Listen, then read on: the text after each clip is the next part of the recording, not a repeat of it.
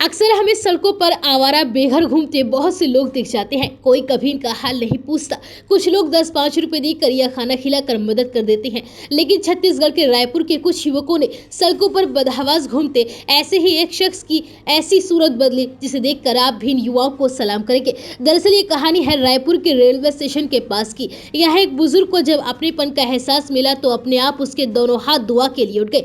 दरअसल ये बुजुर्ग रेलवे स्टेशन पर भीख मांगते थे। रायपुर की सामाजिक संस्था कुछ फर्ज हमारा भी के फाउंडर नितिन राजपूत की इस बुजुर्ग पर नजर पड़ी। नितिन ने करीब जाकर बुजुर्ग को देखा तो कई महीनों से वह नहाए नहीं थे।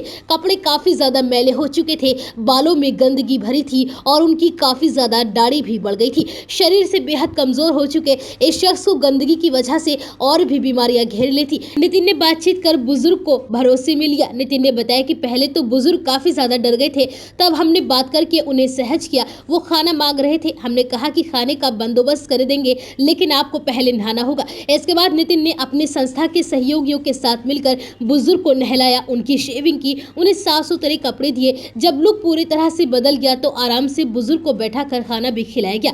जिसके बाद बुजुर्ग ने आईने में जब अपना चेहरा देखा तो उनके चेहरे पर मुस्कान आ गई और बुजुर्ग ने इन युवाओं को आशीर्वाद दिया। बुजुर्ग ने बताया कि मेरा गाँव तो माना बस्ती के आगे है और मेरा नाम नेतराम साहू है। पत्नी की कुछ समय पहले मौत हो गई थी और मेरे बच्चे भी नहीं है, मेरा घर भी नहीं है, इसलिए यूं ही भटक कर भीख मांग कर मैं गुजारा करती हूँ। नितिन ने आगे बताया कि बाबा को नहलाने, उनका लुक बदलने के बाद हमने उनसे किसी आश्रम या आश्रय स्थल पर रहने को भी कहा, मगर वो नहीं माने। युवाओं की टीम स्टेशन के पास फुटपाथ पर रहने वाले इस बुजुर्ग के अब संपर्क में है और वो सुरक्षित जगह पर रहने के लिए उनकी काउंसलिंग भी कर रहे हैं। नितिन ने बताया कि वह हर रोज 100 से अधिक लोगों के निःशुल्क भोजन का बंदोबस्त करते हैं। अपनी संस्था के बैनर तले वो भोजन सेवा का आयोजन चला रहे हैं। शहर के अलग अलग अस्पताल के बाहर मरीजों के परिजनों के लिए वह खाने का बंदोबस्त करते हैं और उनकी संस्था निःशुल्क कंप्यूटर क्लास भी चला रही है, जहां महिलाओं को कंप्यूटर सिखाकर उन्हें आत्मनिर्भर बनाया जा रहा है। नितिन ने बताया कि 23 मई 2018 को उन्होंने रायपुर में ही 2 महिलाओं को लड़ते हुए देखा। ये दोनों महिलाएं